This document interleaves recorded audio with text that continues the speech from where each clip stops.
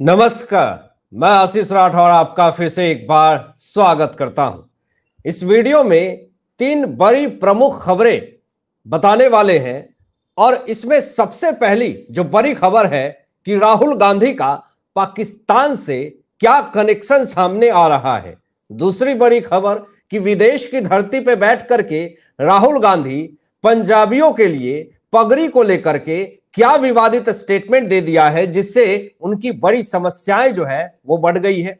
और तीसरी बड़ी खबर कि एक बड़े सांसद ने इस्तीफा दे दिया है, इसको लेकर के भी बात करेंगे आगे इस वीडियो में। लेकिन इससे पहले इस चैनल को सब्सक्राइब कीजिएगा, बेल आइकन प्रेस कर लीजिएगा। दोस्तों, सबसे पहले बात करते हैं राहुल गांधी के पाकिस्तान का कनेक्शन सामने आ रहा है। पाकिस्तान से अब इनके लिए जो पकवान आ रहे हैं, फल आ रहे हैं, और ऐसे तो पहले भी शुभकामनाएं आती थी, लेकिन अब तो हद हो गई। आपको सबूत दिखाते हैं, लेकिन पहले खबर देखिए कि पाकिस्तान ने मीठे और स्वादिष्ट आम राहुल गांधी के लिए भेजा है दोस्तों, जिसमें पहला नाम सबसे पहले राहुल गांधी, शशि थरूर, कपिल सिब्बल, जिसकी सबूत भी आपके सामने प्रस्तुत कर रहा हूं। इसके स्क्रीनशॉट लेकर के आप पूरी डिटेल देख सकते हैं, पढ़ सकते हैं। तो सोचिए, पाकिस्तान से कनेक्शन राहुल गांधी का, स्वादिष्ट मिठाइयां और आम पाकिस्तान से आ रहे हैं, तो सोच लीजिए कि राहुल गांधी का पाकिस्तानी कनेक्शन कितना मजबूत है। अमित शाह जी ने यह स्टेटमेंट दिया था और बीजेपी के तरफ से भी यह स्टेटमेंट हमेशा दिए जाते हैं कि राहुल गांधी अगर पाकिस्तान में चुनाव लड़ेंगे तो वहां उनकी जीत पक्की है। अब दोस्तों, बहुत आपत्ति जताई जाती है कांग्रेस पार्टी के तरफ से कि राहुल गांधी को पप्पू मत कहिए, कुछ भी कह दीजिए, लेकिन पप्पू मत कहिए। लेकिन सैम पित्रोदा ने जो स्टेटमेंट दे दिया है और पूरी तरीके से मुहर लगा दी है, बच्चे की तरह झगड़ रहे हैं और कह रहे हैं, क्या कह रहे हैं जरा देखिए। इंडियन ओवरसीज कांग्रेस के अध्यक्ष सैम पित्रोदा ने कि राहुल गांधी बहुत पढ़े लिखे हैं। मैं आपको बता दूं कि वे पप्पू नहीं है। अब जरा यह बताइए, यह बताने की जरूरत सैम पित्रोदा को क्यों पड़ी कि राहुल गांधी बहुत पढ़े लिखे हैं, वो पप्पू नहीं है? यानी कि यह भी मानते हैं क्या सैम पित्रोदा कि राहुल गांधी पप्पू हैं, वो कम पढ़े लिखे हैं, इसलिए दुनिया उनको पप्पू कह रही है? इस बात पे तो सफाई देनी ही नहीं चाहिए थी। अब नरेंद्र मोदी जी को बहुत तरह के लोग बहुत तरह की बातें कहते हैं, विरोधी और विपक्षी। अब उसकी लिस्ट बहुत लंबी है, मैं उन तमाम चीजों पे बात नहीं करूंगा।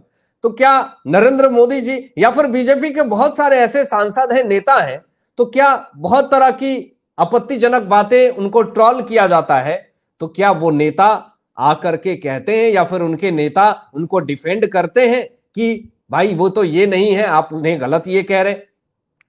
तो सैम पित्रोदा ने तो पूरी दुनिया को बता दिया कि राहुल गांधी पप्पू नहीं है। जो नहीं भी जानते थे उनको भी बता दिया कि सैम पित्रोदा ने कि राहुल गांधी पप्पू हैं। अब दोस्तों, जो बड़ी खबर आ रही है कि पंजाबियों को पगड़ी को लेकर के अमेरिका के वाशिंगटन डीसी में राहुल गांधी ने कहा कि लड़ाई इस बात की है कि क्या एक सिख को भारत में पगड़ी या कड़ा पहनने का अधिकार है या नहीं। एक विवादित स्टेटमेंट फिर से राहुल गांधी ने विदेश में दे दिया दोस्तों, विदेश की धरती पे बैठ करके दे दिया। पिछले बार भी राहुल गांधी ने क्या स्टेटमेंट दिया था कि भारत देश में लोकतंत्र खतरे में है, संविधान खत्म हो रहा है, और इस बार तो पंजाबियों के पगड़ी और कड़े पहनने पे ही आपत्तिजनक स्टेटमेंट देना शुरू कर दिया। अब इस पे बात विवाद पूरी तरीके से शुरू हो गई और उसके बाद केंद्रीय मंत्री चिराग पासवान ने राहुल गांधी के टेक्सास में दिए बयान पर कहा कि विदेशी मंच पर जाकर देश को बुरा भला कहना ठीक नहीं है। चिराग पासवान जी बुरा तो राहुल गांधी कह रहे हैं, भला तो कभी उन्होंने कहा ही नहीं। जब ये भारत की धरती पे आते हैं तो चाटुकारिता करने लगते हैं, तारीफें इनकी निकलने लगती है। लेकिन सवाल ये उठता है कि जब ये विदेश की धरती पे बैठते हैं तो इनको क्या अपनापन सा लगता है, जो भारत की बुराई और भारत देश की जनता की बुराई करने लगते हैं? अगर इतना ही भारत देश की जनता और भारत देश से दिक्कत है तो फिर भारत देश में आते क्यों हैं? ये सवाल अब बीजेपी पूछ रही है और पूरी तरीके से ये सोशल मीडिया पे भी सवाल खड़े हो रहे हैं। अब पंजाबी पगड़ी और करे पहनती है, इस पे सवाल पूछने पे आगे जो स्टेटमेंट आता है दोस्तों, जरा देखिए। केंद्रीय मंत्री शिवराज सिंह चौहान राहुल गांधी पर तंज कसते हुए कहते हैं कि दूसरे देश जाकर के अपने देश की आलोचना करना यह देशभक्ति नहीं है। राहुल गांधी पूरी तरीके से मन बना चुके हैं कि जब भी भारत देश से बाहर जाऊंगा तो भारत देश के खिलाफ ही बोलूंगा, और यही चीज पिछले कुछ दिनों से, कुछ सालों से ये करते आ रहे हैं। आगे देखिए, अमेरिका में राहुल गांधी की बहुत ही भारी मात्रा में बेइज्जती हुई दोस्तों। राहुल गांधी के बेतुके जवाब सुनकर जो इंटरव्यू लेने वाला है अमेरिकी व्यक्ति, वो हंस पड़ा, वो भी मजाक उड़ाने लगा, मन ही मन सोचने लगा कि इसको शायद लोग पप्पू कहते हैं तो ठीक ही कहते होंगे। इंडी अलायंस और इंडी अलायंस के चक्कर में फंस गए हैं राहुल गांधी पूरी तरीके से। अब खुद सोचिए कि इंडी अलायंस और इंडिया अलायंस, अब आखिर क्या कहा जाए? इंडिया अलायंस कहा जाए कि इंडी अलायंस कहा जाए? भारत देश में लोग इंडी अलायंस कहते हैं, तो राहुल गांधी को समझ में नहीं आ रहा है कि अब वो इंडिया अलायंस कहें कि इंडी अलायंस कहें। इसी में पूरी तरीके से मामला जो है वो धधक गया और खरी खोटी लोगों ने सुनानी शुरू कर दी सोशल मीडिया पे। अब दोस्तों, जो अमेरिका में पंजाबियों के पगड़ी और करे पे जो इन्होंने विवादित स्टेटमेंट दिया, अब कुछ हिस्ट्री है जो सामने आती है और कांग्रेस पार्टी का पूरा काला चिट्ठा भी सामने आ जाता है। जरा देखिए, जब राहुल गांधी के पिता थे पीएम, तब सिखों की उतारी पगड़ियां और काटे केश, जलाए गए जिंदा। 1984 नरसंहार का वह इतिहास जिसे कांग्रेस नेता के माथे पर गोद देना चाहिए।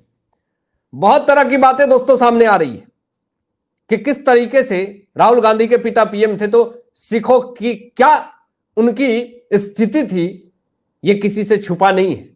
आगे देखिए, राजीव गांधी के आदेश पर कांग्रेसियों ने किया था 1984 का सिख नरसंहार।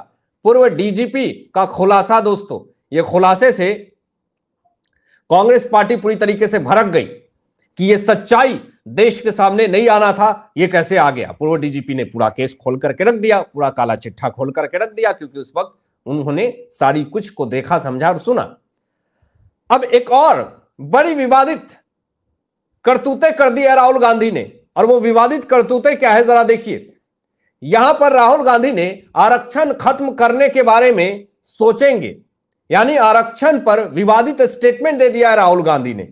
अब सोचिए, जब आरक्षण ही राहुल गांधी खत्म कर देंगे तो आप महिलाओं की आरक्षण की बात करते हैं, गरीब दलितों की आरक्षण की बात करते हैं, और आप एक तरफ ये कह रहे हैं विदेश में बैठ करके कि हम आरक्षण ही खत्म कर देंगे, तो फिर क्यों देश की जनता आपको चुनेगी?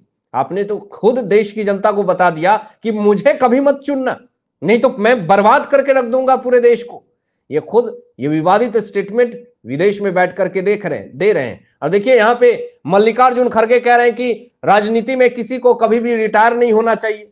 ये खुद मल्लिकार्जुन का स्टेटमेंट है, लेकिन आप एक तरफ तो ये कह रहे हैं कि राजनीति में कभी किसी को रिटायर नहीं होना चाहिए, और दूसरी तरफ कांग्रेस और तमाम विरोधी पार्टी कहती है कि नरेंद्र मोदी जी को रिटायर हो जाना चाहिए, अमित शाह जी को रिटायर हो जाना चाहिए। आप किस बेसिस पे ये स्टेटमेंट देते हैं? तो अपने स्टेटमेंट में ही कांग्रेस पार्टी किस तरीके से फंस जाती है, ये आप देख सकते हैं इस वीडियो में।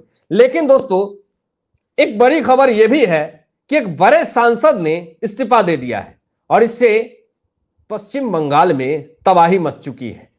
अब वो कौन सा सांसद है जरा देखिए। राज्यसभा के टीएमसी सांसद जवाहर सरकार ने दे दिया है दोस्तों इस्तीफा। ये राज्यसभा से सांसद हैं, ममता बनर्जी के खास हैं, और जवाहर सरकार ने जब इस्तीफा दिया तो ममता बनर्जी की समस्याएं और ज्यादा बढ़ गई। यहां पर जवाहर सरकार ने दोस्तों इस्तीफा देते हुए कहा कि रेप मर्डर मामले में जन आंदोलन को पश्चिम बंगाल सरकार ने गलत तरीके से संभाला। यानी आरजीकर मेडिकल कॉलेज में जो छात्रा ट्रेनी डॉक्टर के साथ जो दुष्कर्म हुआ, उस मामले में बहुत गलत तरीके से राज्य सरकार ने उस केस को संभाला है, इसलिए भरोसा हमारा टूटा है, इसलिए सांसद ने इस्तीफा दे दिया। इससे पूरे विरोधी में, टीएमसी में, ममता बनर्जी की सरकार में हंगामा मच गया, और लोग जो है वो कहीं ना कहीं ये सोचने लगे कि टीएमसी पार्टी अब खतरे में आ रही है, क्योंकि अब सांसद से लेकर के विधायक पार्टी छोड़ने के कगार पे हैं। हालांकि आप क्या सोचते हैं इन तमाम मुद्दों पे अपनी विचार व्यक्त कीजिएगा। और ऐसे ही लेटेस्ट अपडेट पाने के लिए इस चैनल को सब्सक्राइब करके बेल आइकन प्रेस कर लीजिएगा और अपने दोस्तों में शेयर कीजिएगा। Thanks for watching my video. जय हिंद, सत्यमेव जयते।